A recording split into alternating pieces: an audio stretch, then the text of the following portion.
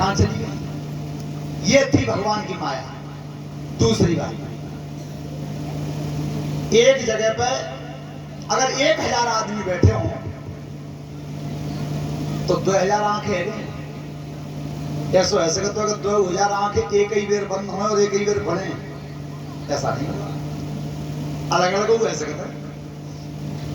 लेकिन भगवान की ये माया रही कि जितना समाज जनकपुर में बैठा था, एक ही बार तो पलक बंद हुआ सबका, और खोल नहीं पाए तो तक तो मामला तय। इतनी देर क्या लिख रहे हैं गोस्वामी जी? तमके उदामिनी जिमी घनले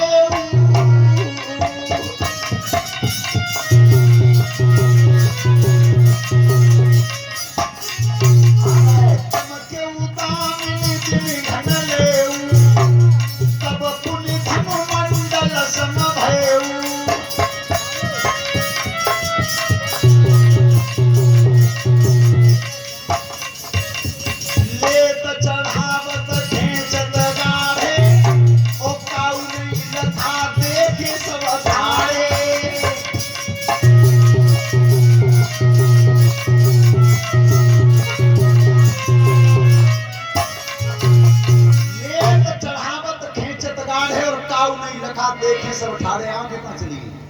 देखू रहे हो दिखो उतना ही ते क्षण राम मध्य धन तोड़ा। उसी पलक मारते समय ही धनुष बीच से भंग हो गया। संसार में उसकी आवाज फैल गई पूरे विश्व। और धनुष जब टूटा तो जनक महाराज की खुशी का ठिकाना नहीं रहा। जनक महाराज की खुशी का ठिकाना नहीं रहा तो जनक जी ने कही है कि चलो अब सीता जी लाओ, वो बरमाला डाले। देखो रामायण में शब्द लिखा है बरमाला। तो आज गांव गांव शहर शहर में स्टेज सजाई जा रही है, क्या कहते हैं पता नहीं? जयमाला। जयमाला पर ही यहाँ जयमाला कायत कहते हैं, बरमाला कायत कहते हैं। जयमाला कहते हैं जब कोई रण जीत के आता है, कोई विजय हासिल करके आता है, उसके गले में जो डाली जाती है वो जयमाला होती है, और शादी में जो डाली जाती है वो बरमाला होती है। रामायण को खोल के देखना, पढ़ लेना, और भीतर में पढ़वा तो विषय सूची में देख रही है बरमाला लिख रही है, जयमाला ना लिख रही। दूसरी बात परीक्षा जी एक और नई बात देखिए, तुम राम के विवाह की तस्वीर लियो, और राम के ब्याह की तस्वीर में देखियो कि वशिष्ठ जी, विश्वामित्र जी, जनक जी, सतानंद जी कहां खड़े हैं, और राम और सीता कहां खड़े हैं? बिल्कुल आमने सामने। संतों ने आशीर्वाद दिया बिल्कुल सामने से, चेहरा के सामने से। वो आज आशीर्वाद कहां से हो जाता? ये आशीर्वाद है। लड़की वालों का नंबर आया वो सब पीछे ढाड़े हैं, और पीछे दो हाथ करते। फिर लड़का वालों का नंबर आया उन्होंने पीछे हाथ करते, पीछे को आशीर्वाद पीछे ही रहे। वो आशीर्वाद हमेशा इन हाथों से निकलता है, हाथों की रेखाओं से। तो देखना भगवान राम के विवाह में सतानंद जी, विश्वामित्र जी, वशिष्ठ जी, इन महान महान ऋषियों ने आशीर्वाद दिया राम और सीता को सामने से, चेहरा के सामने से। तो हमेशा कबू आशीर्वाद दो तो चेहरा के सामने दियो, पीछे इतना है, पीछे को आशीर्वाद ही ना कोई। अब भगवान राम के सामने और सीता जी आई है बरमाला लेकर। राम के सिर पर मुकुट बंध रहा था ऊंचा। अब सीता जी ने वो माला हाथ में ली और डार वो चाई पर वो ना पार वही मुकुट में ने का एड़ी चढ़ाई तो ना पार वही। अब सीता जी जब बेबस वही है तब जनकपुर की नारियां बोली हैं राम के मां हाथ कर। आप बोलिए, अरे नीचे नवाई ले नारी ललाजे लली है बेली की छोटी। नीचे नवाई ले नारी ललाजे लली बेली की छोटी। नीचे नवाई ले नारी ललाजे लली बेली की छोटी। अरे आहा जो गर्दन नीचे झुक जाए, जो गर्दन नीचे झुक जाएगी, जो गर्दन नीचे झुक जाए, जो गर्दन नीचे झुक जाएगी, माला देगी डाल लगा दे लगी मेरी छोटी, दिया माला देगी डाल लगा दे गली बेल की छोटी, नीचे पूना भाई ले उतार लगा दे लगी बेल की छोटी। आए नीचे कौन भाई और डाल लगा दे गली बेल की छोटी। और ये नीचे नारियल लली का बड़ी माला रखा है। अब राम क्या विचार कर रहे हैं कि आज पहले ही दिन का सामना हुआ है।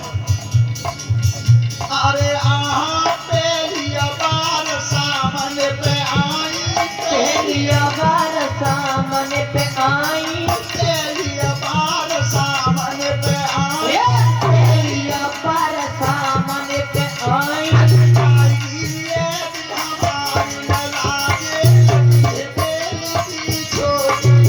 गति जाएगी मेरी हमारी नाराज गली बेल की छोटी, नीचे कौन भाई नारी नाराज गली बेल की छोटी।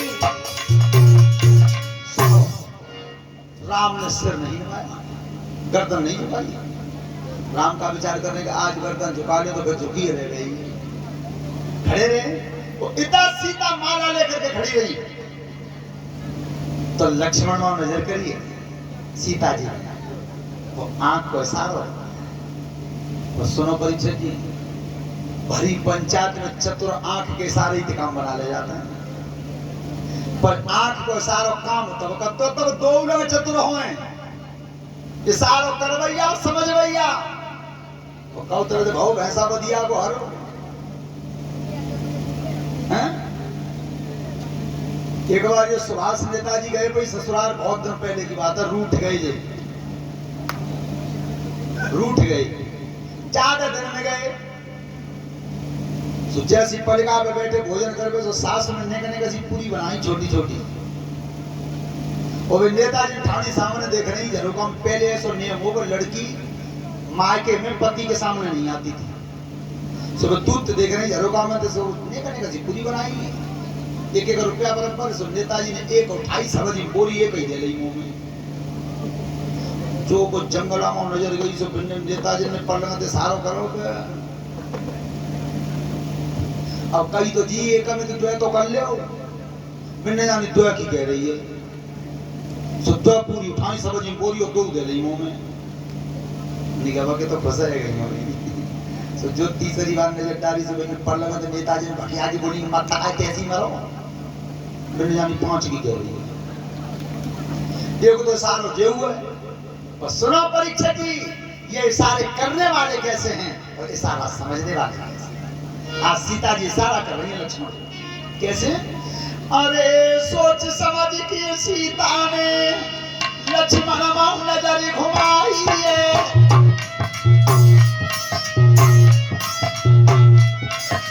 सोच समझ के सीता ने लक्ष्मण मां नजर घुमाई है, और शेष अवतार चल फन पे भूमि जमाई है, और प्यारे फन पे भूमि धरी धरती में उठाई है।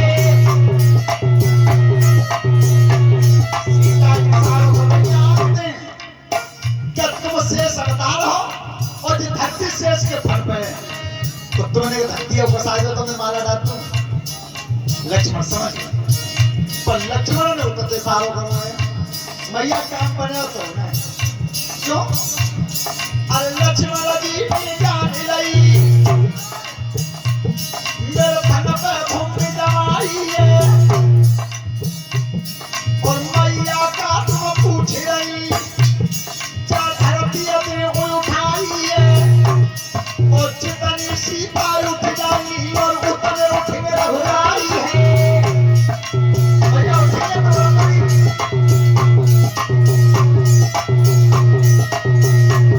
आरा नहीं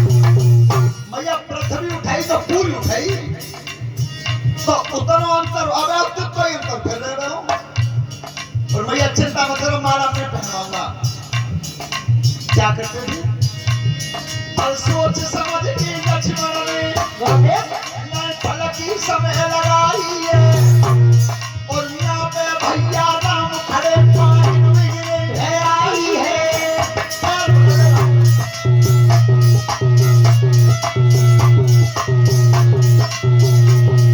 जैसे ही भगवान राम के दोनों पैर छुए लक्ष्मण ने तो राम झुके अपने भैया उठाने के लिए। लक्ष्मण कौन सीता माता ने गाड़ी है तो जैसे राम नीचे झुक के लक्ष्मण की जेठ भर को उठा रहे तो तक लक्ष्मण ने आंख पर सार हो जाता सीता मैया चार से बढ़िया मोह होने लगे।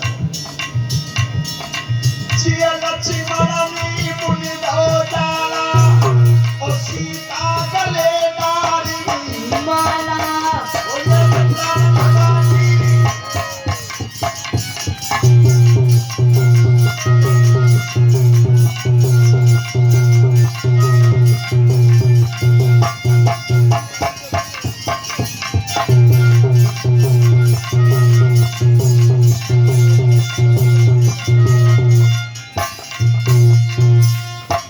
भगवान भगवान की मुस्कुराने लक्ष्मण जाई के लिए बैठे माला पड़ गई। ध्यान रखना इधर परशुराम महेंद्रगिर पर्वत पर तपस्या करते थे। सुनो परीक्षित जी मोबाइल तब हुआ तो पर वो मोबाइल उस समय केवल ऋषियों के पास था तो तब वो मोबाइल अच्छा कर्म करता था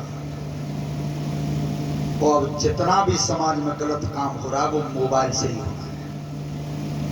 केवल एक ही काम बढ़िया करता है ये कि अगर आप कहीं बाहर फंस रहे हैं तो अपने परिवार को सूचना दे सकते हो और सूचना उनसे ले सकते हो। जाके बाद जितने काम है वो सब गलत ही है मोबाइल से। लेकिन उस समय का मोबाइल केवल ऋषियों के पास होता था और किसी के पास नहीं था। शुरुआत में जो मोबाइल चलो अगर वो नियम आज फिर बन जाए तो सही बता रहे हैं परीक्षक जी 100 में 5% मोबाइल रह जाएंगे 100 में 5। बहुत दुखदाई है समाज के लिए 5 रह जाएंगे 100 में। बताओ शुरू में क्या नियम था इसका। जितने पैसा फोन करने में कटते थे और उतने पैसा फोन सुनने में कटते थे। तो आदमी बाई कॉल उठा तो जो बिल्कुल खास होती का नातेदार की ताई है कॉल नहीं उठाता था सर क्योंकि वो 2 रुपया कट गए एक कॉल पे कर गए में और 2 ही कट गए सुन गए। ये नियम था शुरू में। तो अब तो भैया वो महीना भर को फ्री है चाहे 6 घंटा करो चाहे 2 घंटा करो। हाँ? श्रोता बंधु परशुराम को जिस समय पता चला महेंद्रगिर पर्वत पे कि मेरे गुरु का धनुष टूट गया है तो महान क्रोध में परशुराम जी फरसा लेकर के आए। श्रोता बंधुओं लेकिन परशुराम की स्थिति को जब निहारा समाज ने 4 कला से अवतार थे परशुराम जी और जिस समय उस जनकपुर में आए हैं तो जितने राजा बैठे थे आसनों पर और राजाओं की हालत क्या थी परशुराम को देखा कैसे परशुराम को देख लो अरे उठी उठ के शीश झुकाते हैं उठी उठ के शीश झुकाते हैं पहले नाम पिता का है पीछे अपना बतलाते हैं।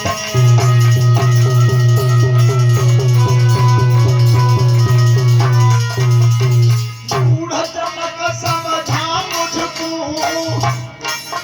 आखिर ये भीड़ भाड़ क्यों है अभी शोर सा कैसा था राजन में छेड़छाड़ क्यों है।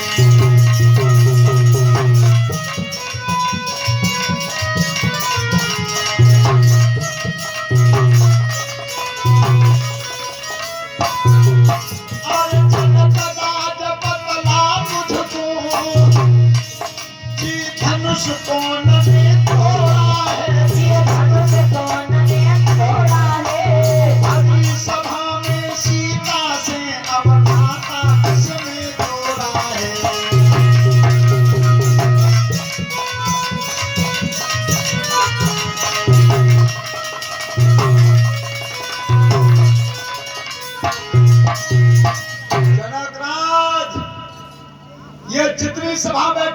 आपस में क्या कह रहे हैं?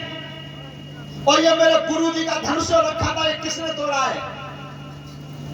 जिसने भी धनुष तोड़ा वो अलग निकल के खड़ा हो जाए, जितने बैठे सब मारे जाएंगे। कछु तो परिचित बार पांती खावे आए उन्हें की भैया जे धनुष तो रो जाए एक बालक ने। और जो महात्मा तो क्रोधी है, जी बेई महात्मा तो जो 21 बार फंसा घूमो छत्रन पे, और तो जी मान लियो बिना बचन हो गुना है। बहुत क्रोधी महात्मा है ये। सब राजा बेचारे अपने बंदियत सहित नाम बता रहे, महाराज देखो जितो नाम मेरो है और जी मेरे पापा का नाम है, मैंने तो छुओ ना। किसी की हिम्मत नहीं पड़ी, तब भगवान श्री राम आए। भगवान राम आए परशुराम के सामने। पर ध्यान रखना, परशुराम 4 कला से अवतार थे, भगवान राम 12 कला से अवतार थे। आमना सामना हो गया दोनों का। तो भगवान श्री राम और परशुराम के सामने क्या बोले? नाथ संबुधनो भंजनहारा,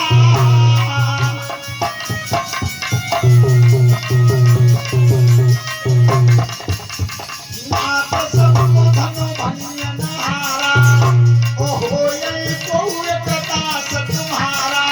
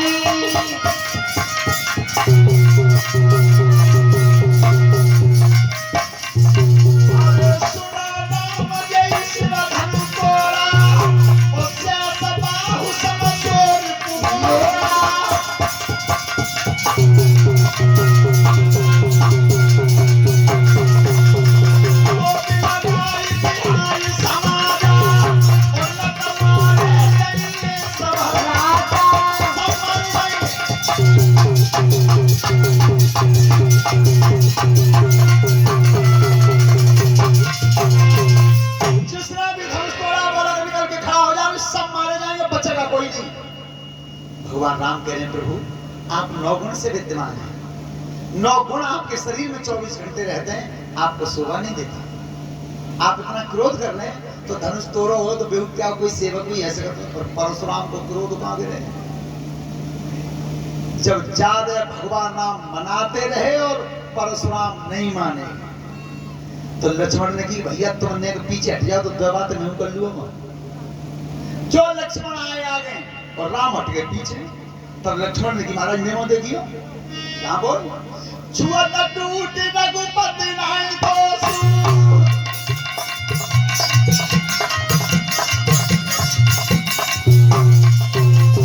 छुआ टूट रघुपति नहीं दोषु, और मुनि बिनु काज करिया कठोरसु।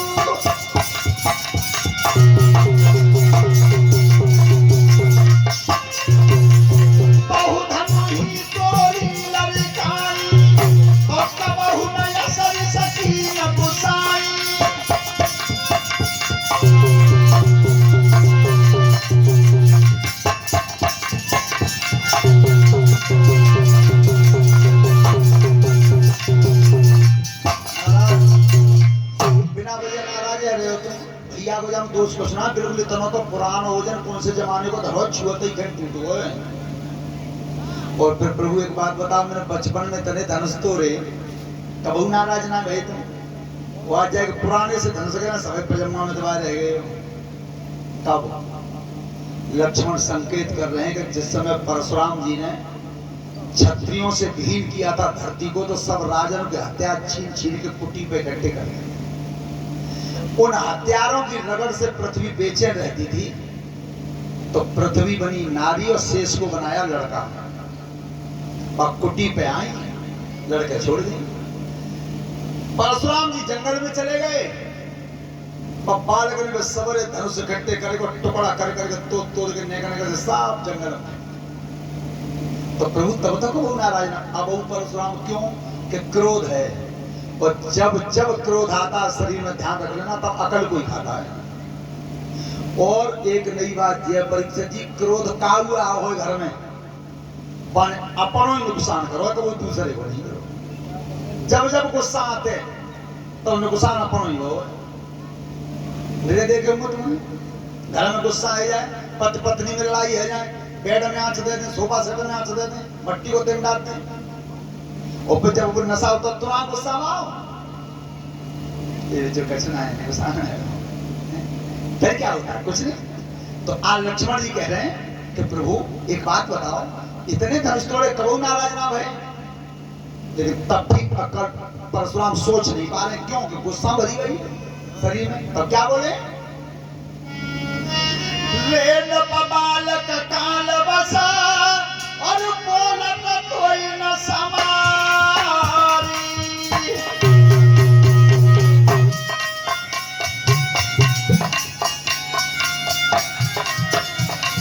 धनु ही समत पुरारी, धनु विदित सकल संसार।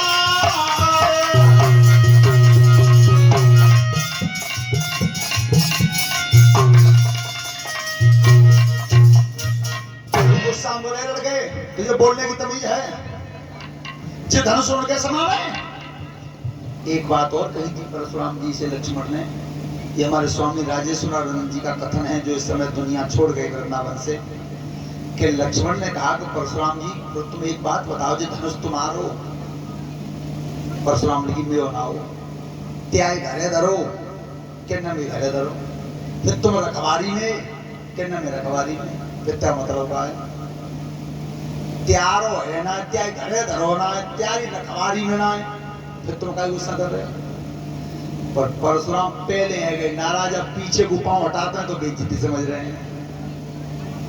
लेकिन ध्यान रखना, भगवान राम सामने खड़े थे, 12 कला से अवतर थे, वो 4 कला की जितनी शक्ति परशुराम की हती, तो धीरे धीरे धीरे धीरे सब खींच गई, कुछ नहीं छोड़ा। इतना भी बल नहीं छोड़ा कि परशुराम का फर से उठा लेते हाथ करके। जब काया बलहीन होने लगी, तब गुरु जी का ध्यान आया कि मेरे गुरु ने फरसा दिया था हाथ में, और मरीच महात्मा ने धनुष दिया था, और ये कह दिया था कि जिस समय काया बलहीन होने लगे तो समझ लेना कि ब्रह्म अवतार हो गया। जब अवतार होगा तभी तुम्हारी काया का बल कम होगा, उससे पहले नहीं होगा। और ये धनुष जो तुम्हें कंधा में दे रहा हूं, ये धनुष सिवा परम ब्रह्म परमात्मा के अलावा किसी के हाथ से खिंचेगा। तब कहिए परशुराम ने कि राम रमापति कर धन लयू और खेचो चाप मिटे।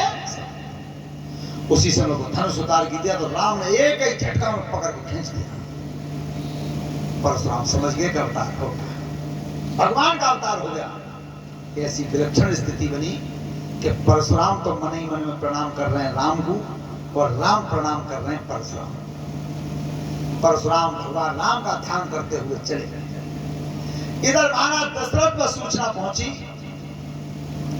कि तुम्हारे पुत्र राम ने धनुष तोड़ दिया है, तुम बारात सजा के लाओ। तो महाराज दशरथ आज बारात सजा के लाए हैं। ध्यान रखना, भरत और शत्रुघ्न संग आए। आपने देखा है परीक्षित जी कि काऊ पे लड़का अगर दूसरा होए और इतने लड़की बाई पे एक लड़की और होए, तो बारात जब आ जाते तो जनमासे में बैठ के दोनों तरफ के बड़े बूढ़े सलाह करते हैं कि चौधरी साहब तुम पे लड़का मौजूद है और चावलने की लड़की मौजूद है, ऐसा करो भामत डाल लो, सामान सब दाम देना होता है। लेकिन सबसे पहले ये परंपरा कहां से शुरू हुई?